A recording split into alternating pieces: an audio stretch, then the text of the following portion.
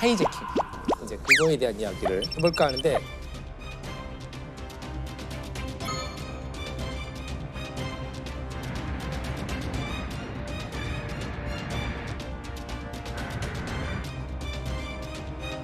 이 미국 금주법 시대에 밀주를 만들잖아요. 네. 밀주를 만들어가지고 유통을 할 거 아니에요? 몰래. 경찰들 눈을 피해서. 그 밀주 차가 지나가면은 마피아들이 막는데요. 그때는 거의 금이니까. 그렇죠. 술이. 네, 그래서 그 차를 막아갖고 총을 겨누면서 운전사한테 하이잭? 안녕 잭? 이렇게 얘기해요. 잭 사람 이름 할 때 잭이에요? 잭, 예, 미국에서 이제 흔한 이름이래요, 당시에는. 그래서 우리나라 친구 그럼 거기서 하이 인사할 때 하이예요? 인사할 때 하이예요. 네. 그걸 거기서 따서 하이제킹. 최악의 범죄라고 하면 아까 좀 전에 말씀하신 911. Another jet, Dylan. It's another jet, Dylan. Holy. Oh my God! Oh my God!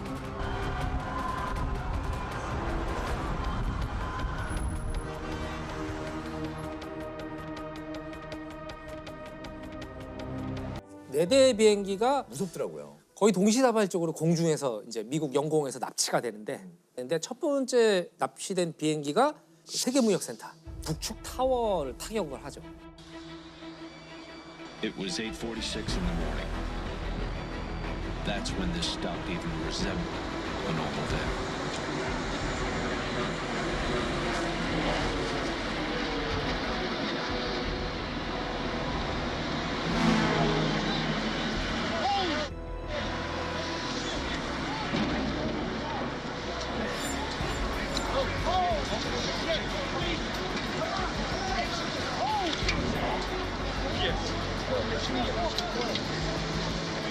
Right then and there, I knew that this was going to be the worst day.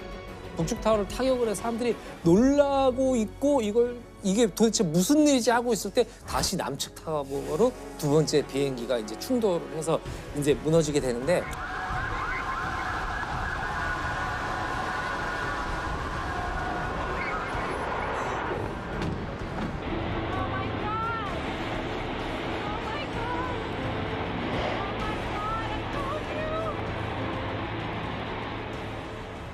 미사일, 폭탄 같은 것이 싫지 않았는데 그리고 왜 이렇게 엄청난 타격이 됐을까 이런 생각들을 하시는 분이 있는데, 사실 우리 생각지도 못한 것 중에 하나가 휘발유가 되게 무서운 폭탄이에요, 사실은. 휘발유라는 게 엄청난 에너지를 갖고 있거든요. 그래서 9.11 테러에서도 비행기가 이륙한 직후 얼마 안 돼서 바로 작전을 피거든요. 네, 항공연료를 많이 싣고 가기 때문에 거대한 폭탄이 되는 거죠. 거기가 하나의 폭탄이에요. 이 공중 납치된 세 번째 비행기가 미국 펜타곤. 네, 펜타곤. 미국인들의 자존심, 펜타곤을 타격하게 되고, 그리고 네 번째 비행기가 펜실베니아 남쪽 산악 지역에 떨어져요. 네 번째 비행기 같은 경우는 워싱턴 DC 쪽으로 갔기 때문에 백악관 아니면은 의사당이 목표였다. 그런데 이제 승객들이 들고 일어난 거죠.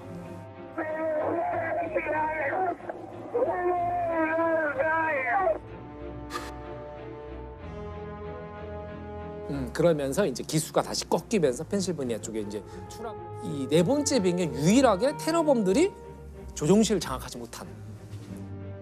그 테러가 우연히 그 시간 그 장소에 거기 있었기 때문에 피해자들이 당하는 거잖아요. 그러니까 뭐 원한이 있었던 것도 아니고 그냥 그 자리에 그 사람이 있었기 때문에 그냥 죽은 거예요. 그러니까 그걸 보는 사람들은 더 마음이 안 좋은 거. 나도 저기 있을 수 있었고, 맞아요. 어떻게 보면 나 대신 지금 내가 저기 있었으면 나 대신 죽었을 수도 있다는 그런 마음이 조금 있어서 그거에 대한 굉장히 애도가 좀 큰 것 같아요.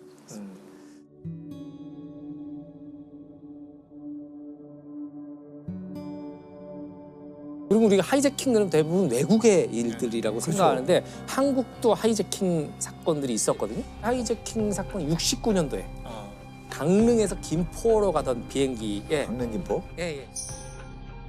1969년 12월 11일 낮 12시 25분 승객과 승무원 51명을 태운 대한항공 소속 YS-11기가 서울을 향해 강릉공항을 막 이륙하고 있었다. 이륙하고 나서 얼마 안 있다가 이제 북한 공작원, 네, 기술을 북으로 돌리라 그래가지고 이제 그 비행기가 그 칼기가 북한으로 갔죠. 아 넘어갔어요. 네, 실제로.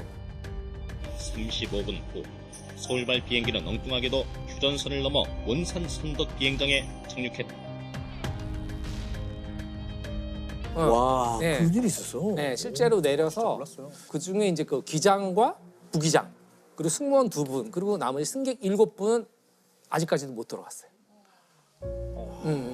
나중에 이제 다른 승객들 일부만 한국에 이제 귀환이 되고 의뢰 여관에 한 사람씩 격리 수용당한 납북자들은 잔인하게 전기고문을 가해 정신 이상자까지 냈으며 쉴 틈 없이 괴롭혔다고 폭로했습니다. 나머지 분들은 아직 못 들어오셔가지고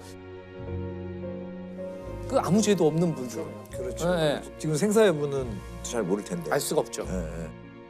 그래가지고서 제가 46년인가 엄마, 나 경기. 안녕히 계세요. 와도 엄마.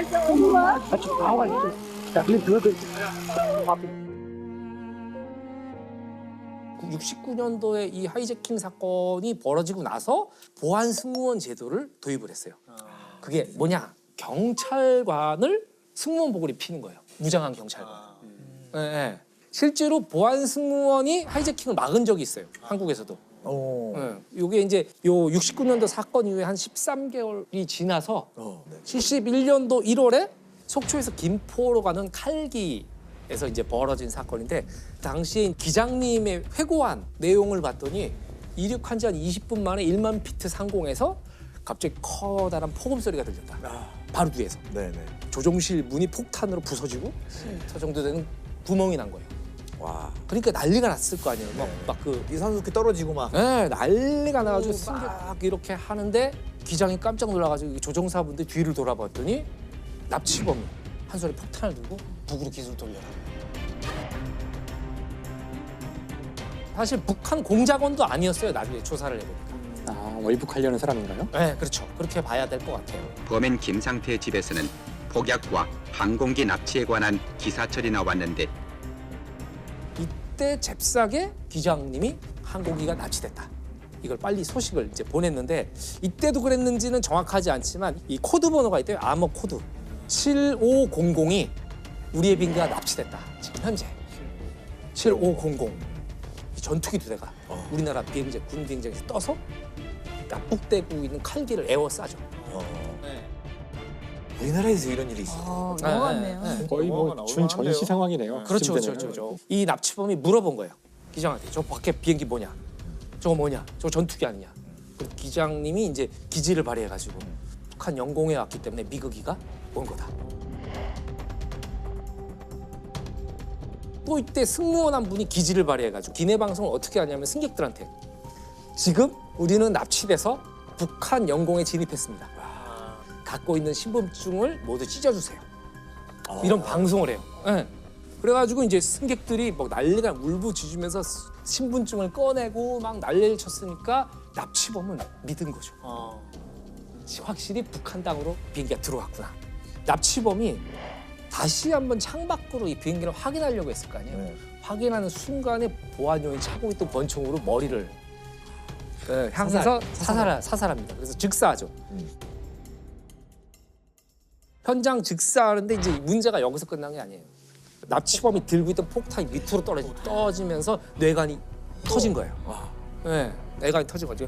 비행기에서 2번의 폭탄이 터진다는 건 치명적이잖아요. 근데 이때 이 조종사분 중에 한 분이 그 전명세 씨라는 분이 그 순간에 이 폭탄을 덮은 거예요. 몸으로 덮어서 최악의 상황을 면했죠. 돌아가신 거예요, 그분? 그렇죠. 이분 돌아가셨죠. 아이고. 네, 이분은 돌아가셨고.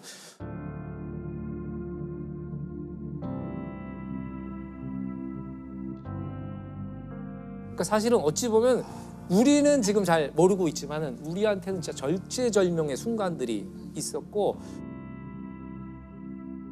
그 이후에도 이 보안 승무원 제도는 계속 유지가 됐죠. 지금도 있나요? 지금은 바뀌었대요. 94년에서 이제 남북 긴장 관계가 해소되면서 보안 승무원을 경찰이 아닌 이 승무원들이 교육을 받고 하게 돼 있는데 이 테러를 겪은 선진국들, 미국, 영국 이런 나라들은 여전히 보안 승무원이. 그래서 한 명은 타고 있는 거예요? 그렇죠. 맨 앞자리나 맨 뒷자리 타고 있대요. 항상. 그렇게 위치를 알려줘도 되나요? 실수.